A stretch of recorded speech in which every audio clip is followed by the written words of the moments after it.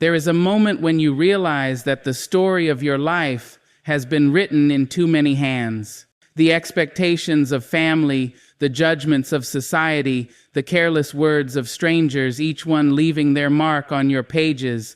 And then there comes a pause, a silence heavy with possibility, when you finally see the truth. The pen has always belonged to you. That is the moment when self-respect begins. To become the author of your self-respect is to take that pen back. It is to stop letting others edit your worth with their moods or erase your value with their indifference. It is the refusal to let anyone else decide the tone of your story. Self-respect does not wait for applause. It does not wait for approval. It is written in the quiet strength of your choices, line by line, moment by moment.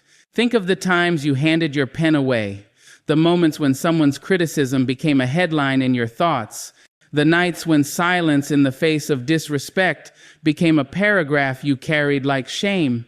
Those were not final chapters, they were only drafts. And every draft exists so that the final version may be written with more honesty. Self-respect is the revision. It is the red ink that crosses out the lies others told about you and replaces them with truth. Every choice becomes a sentence, every no that protects your boundaries, every yes that nurtures your spirit, every step away from what diminishes you. These are the words that fill your pages. The ink is not borrowed, the ink is yours, and it flows every time you honor yourself in the small decisions that others may never see. You do not have to announce your dignity for it to exist. You do not have to fight to prove it. You only need to keep writing it consistently, steadily, faithfully. People may misunderstand. They may accuse your calmness of being cold. They may call your silence pride. But what they call indifference is actually mastery. It is the strength to remain grounded when others try to shake you. It is the courage to protect your peace, even when it costs you approval. Their interpretations are not your story. You no longer write for them. You write for truth, and truth does not need permission. To author your self-respect does not mean perfection. The pages will not always be neat. There will be smudges of regret, torn corners of old wounds, paragraphs that feel incomplete. But even these belong to your narrative of growth. Every error teaches rhythm. Every scar becomes punctuation. The beauty is not in flawless pages, but in the persistence of holding the pen no matter what. This is the quiet discipline of dignity, not loud declarations, not dramatic gestures, but the steady decision to keep your hand on the page, to keep choosing resilience over weakness, integrity over compromise, strength over dependence. With every stroke, your character is formed. With every chapter, your confidence deepens. So ask yourself, who is holding your pen? Whose voice has been writing your worth? And are you ready to take it back? Because no one else can tell your story with honesty. No one else can carry the weight of your soul onto the page. Only you. The pen is in your hand. The page is open. And this is only the beginning of the story of your self-respect. There are pages in your story that you did not write. They were handed to you before you knew you held a pen. Family expectations, cultural rules, careless labels from teachers or friends. These drafts began shaping your voice before you even found it. They told you who you were supposed to be, how much space you could take, how loudly you could speak, how quietly you must endure. These drafts become heavy, like someone else's handwriting covering your life. And for a long time, you may believe they are final. But every inherited draft is only a beginning, never a conclusion. Self-respect begins when you look at those pages and realize you have the right to edit, the right to rewrite. You are not sentenced to live forever under the weight of other people's paragraphs. You are not bound to the grammar of their judgments. You are free to compose something new. Think of the voices that have echoed inside you, the ones that told you that you were not enough, the ones that insisted you must shrink to be loved, the ones that said your dreams were foolish, your boundaries were selfish, your truth was too much to handle. These voices carved sentences across your mind, lines that felt permanent, but permanence is only an illusion. The pen is yours now, and permanence belongs only to the words you choose today. It takes courage to face these drafts, Because sometimes they come from people we love. Sometimes the ink belongs to parents who did the best they could, but did not see the fullness of who we are. Sometimes it belongs to friends who wanted to protect us but ended up limiting us.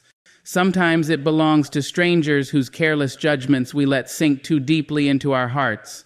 Facing those pages is painful because it feels like betraying those voices.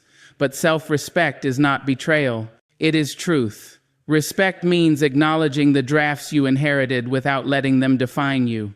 You can honor where you came from and still rewrite where you are going. You can carry gratitude for lessons without carrying the weight of labels.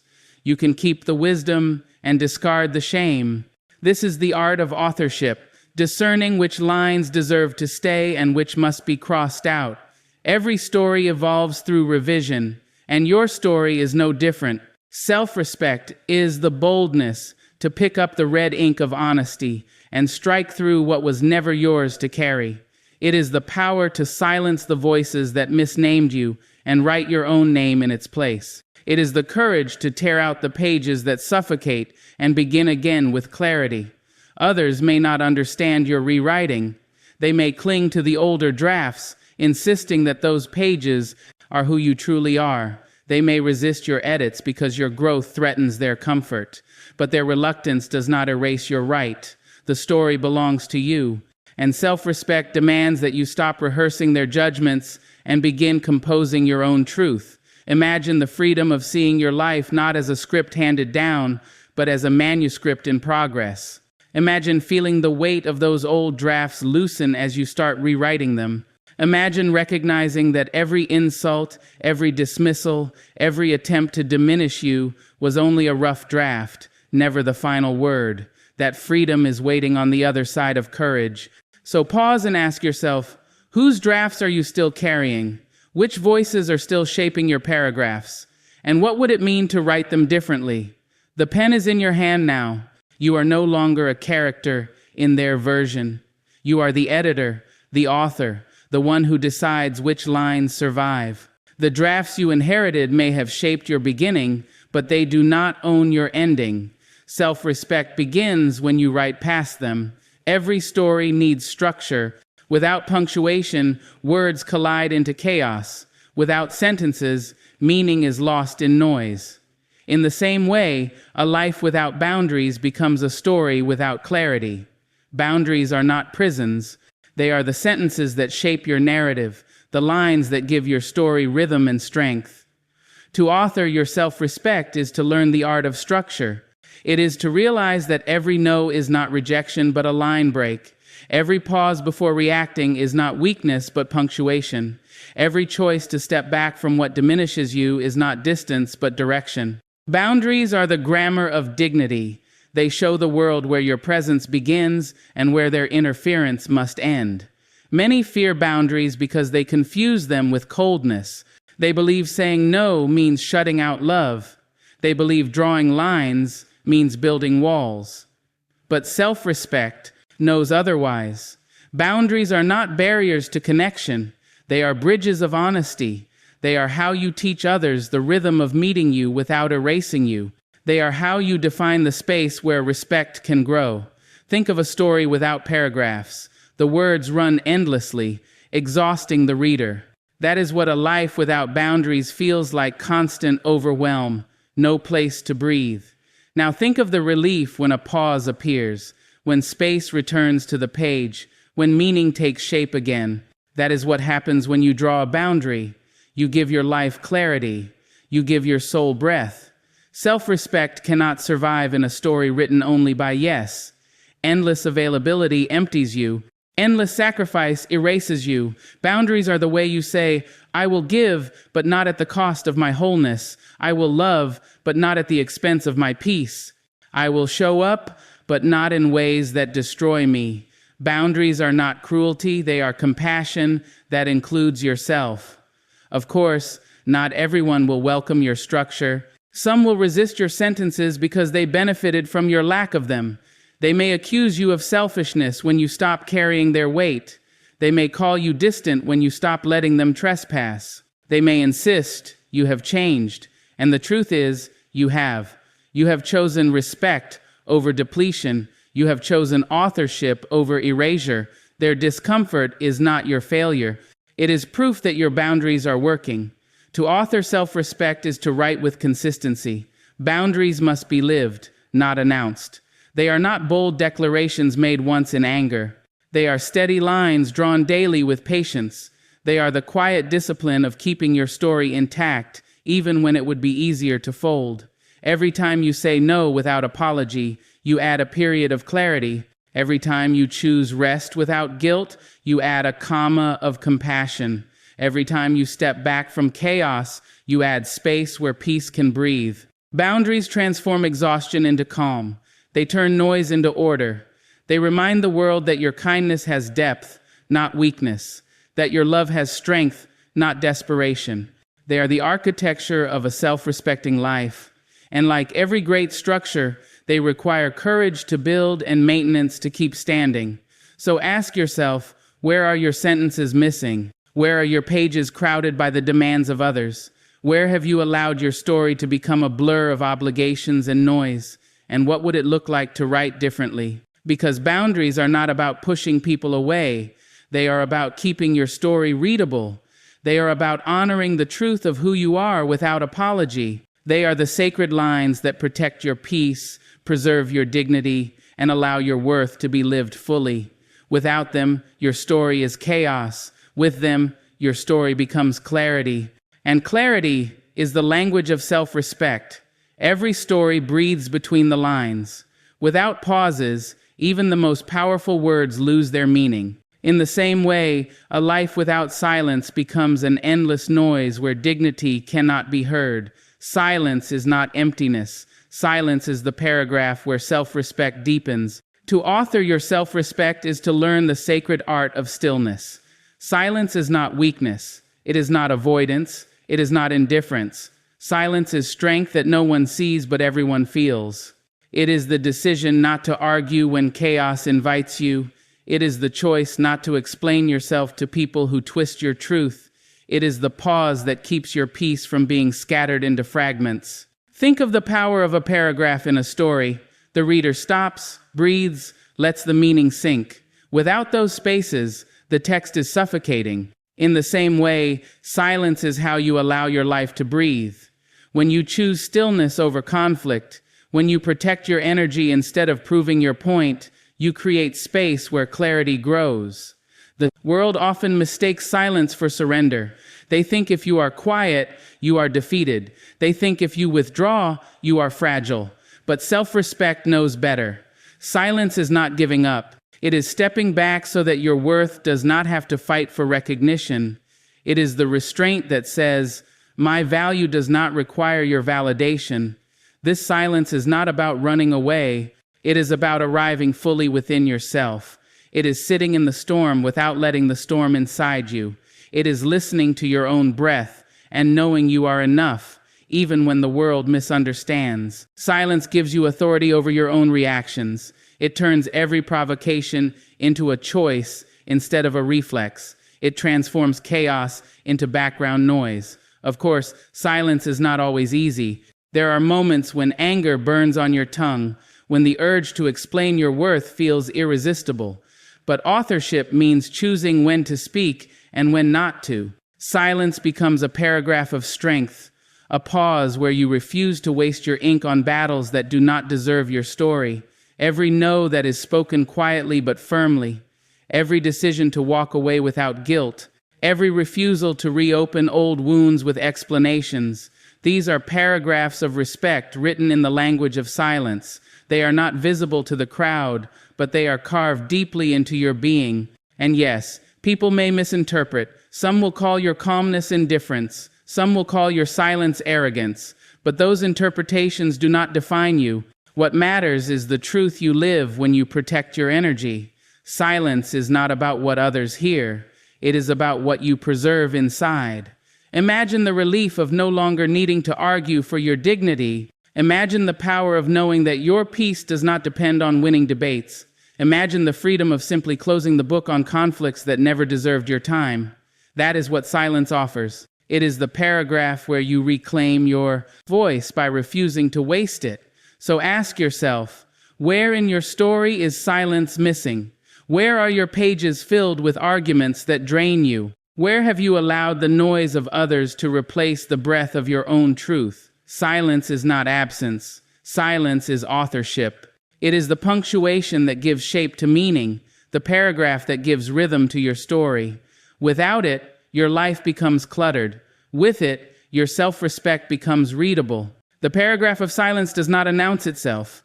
It does not beg to be noticed. It is felt, not heard.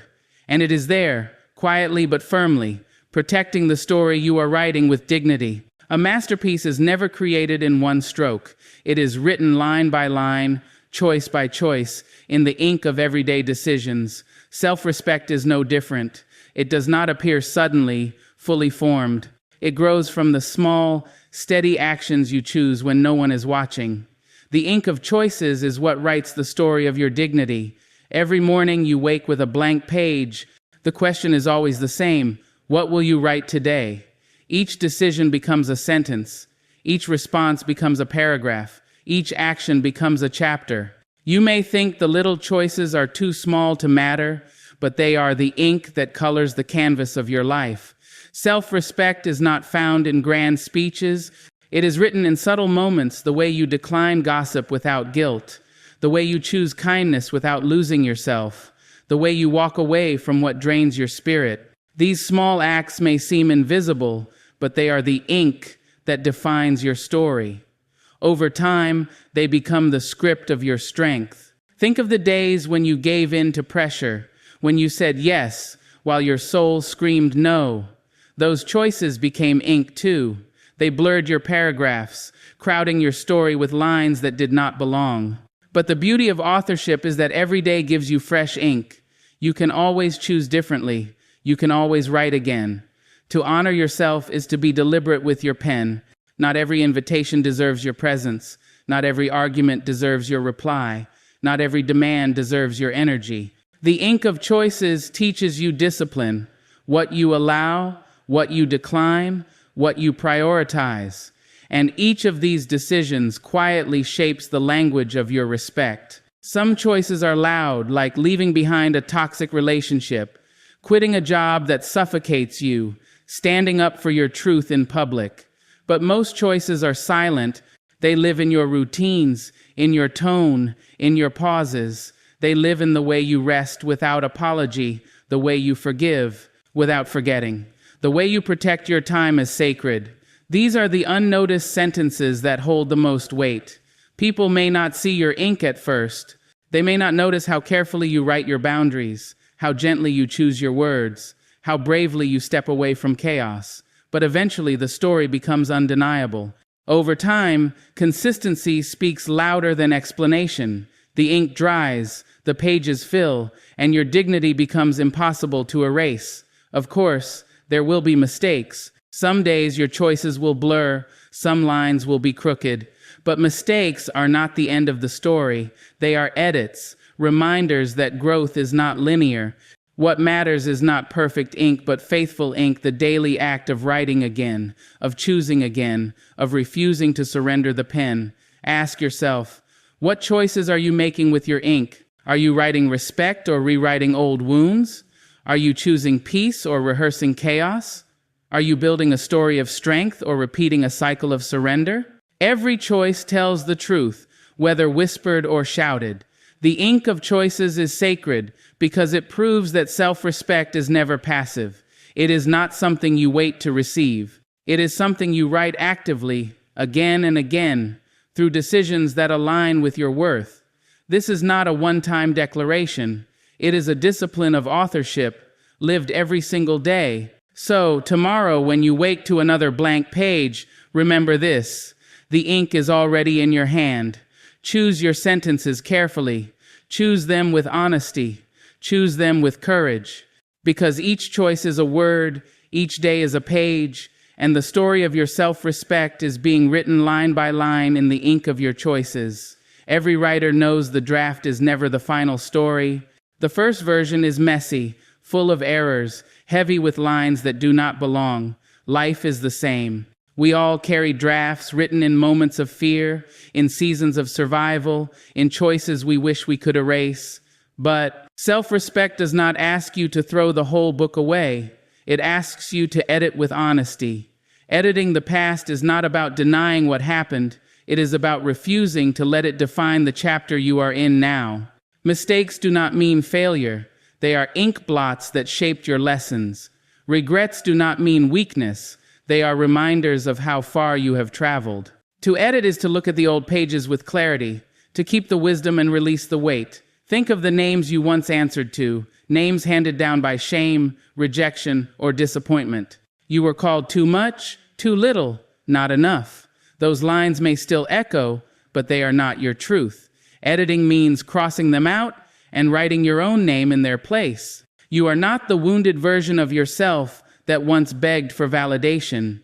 You are the author who has survived the draft and is ready to refine the story. Self-respect means forgiving yourself for the sentences you once allowed, forgiving yourself for staying too long, for giving too much, for silencing your own needs. Compassion is the editor's tool. Without it, the past becomes a prison. With it, the past becomes a teacher. You do not erase what happened, but you decide how it lives inside you. Some chapters were written in pain, some were written in silence, some were written by people who did not understand you. And for a long time, you may have reread those pages, believing they defined your worth. But authorship is the power to close that book and write differently. Editing is not forgetting. It is honoring the truth without letting it narrate your present. Others may try to remind you of your old drafts. They may hold your past mistakes as if they are permanent.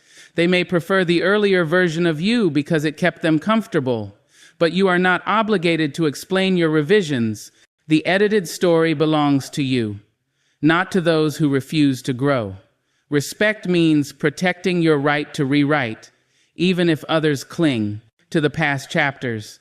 Editing also means recognizing the lessons hidden in pain, the heartbreak that taught you resilience, the failure that sharpened your discipline, the silence that grew your strength. These lessons remain, but the shame is crossed out. You do not have to carry the heaviness forever. You only carry the wisdom. It takes courage to edit with honesty, to admit that some parts of your story no longer serve you, to accept that you outgrew the version of yourself that once clung to survival. Editing is not rejection of who you were, it is gratitude that you kept writing. It is honoring the fact that even flawed drafts led you here. So pause and ask yourself, what pages need revising? Which memories are you rereading that only reopen wounds? Which labels are you still carrying that no longer belong in your narrative? And are you willing to cross them out and write differently? The past will always be part of your book, but it is not the last word. You are not condemned to repeat the old story. You are free to edit, to refine, to begin again. Self-respect is the courage to take the pen and decide, this chapter ends here. The next one will be written with strength, with clarity, with love for who I have become. The draft was survival. The edit is freedom. And freedom is what turns pain into wisdom, regret into compassion, and the past into a foundation for dignity. Every book reaches a moment where the story gathers itself into truth, not scattered, not fragmented, but whole. For the journey of self-respect, that moment is now.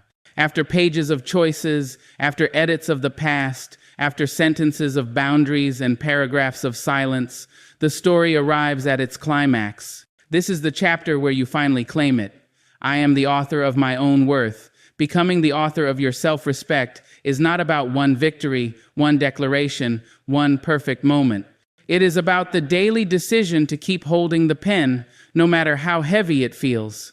It is about remembering that applause is temporary, but dignity is permanent. It is about refusing to let others draft your identity, no matter how loud their voices may be. Think of all the pens you once gave away, to the friend whose approval you craved, to the parent whose love felt conditional, to the stranger whose judgment became a wound. Every time you surrendered authorship. But today, the climax of your story is this. The pen is back in your hand. The ink is yours. The page is blank, and no one else is allowed to write here again.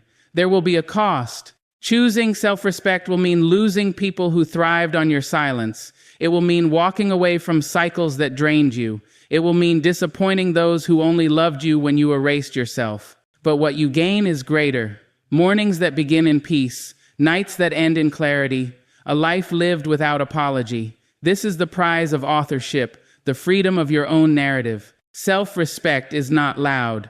It does not shout to be noticed. It does not demand validation. It moves quietly, like a river carving stone. It reshapes you steadily until one day you wake and realize you no longer tremble at the thought of rejection. You no longer collapse under the weight of misunderstanding. You no longer feel the need to prove what has always been true. You are enough. This final chapter is not about new concepts. It is about integration, the pen of choice, the sentences of boundaries, the paragraphs of silence, the ink of daily discipline, the edits of the past. Together, they form a manuscript of self-respect that no one else can erase. And this manuscript is not just words, it is your life, lived deliberately, written intentionally. So pause here, breathe, feel the weight of the pen in your hand. Notice the blankness of the page before you. Understand what this means. Every day, every moment is another chance to write differently. You do not need permission. You do not need approval. You do not need applause. The only requirement is honesty, the courage to write your truth even when no one claps, even when no one understands. One day, others may read the story of your life. They may see the boundaries you held, the silences you chose, the choices you made with integrity, and they may call it wisdom. But you will know it was something simpler. It was respect, not demanded from the world, but written within yourself. The final truth is this: you were never broken. You were only written wrong by hands that did not know your light. But now, you write yourself back into wholeness. You reclaim every page. You end every chapter with clarity. You begin every day with authorship. So write boldly, write quietly, write honestly. Let the ink of your choices fill the page. Let the silence of your strength give it rhythm. Let the boundaries of your dignity give it structure. And when you close this book at the end of your days, let it be known: you did not wait for others to tell your story.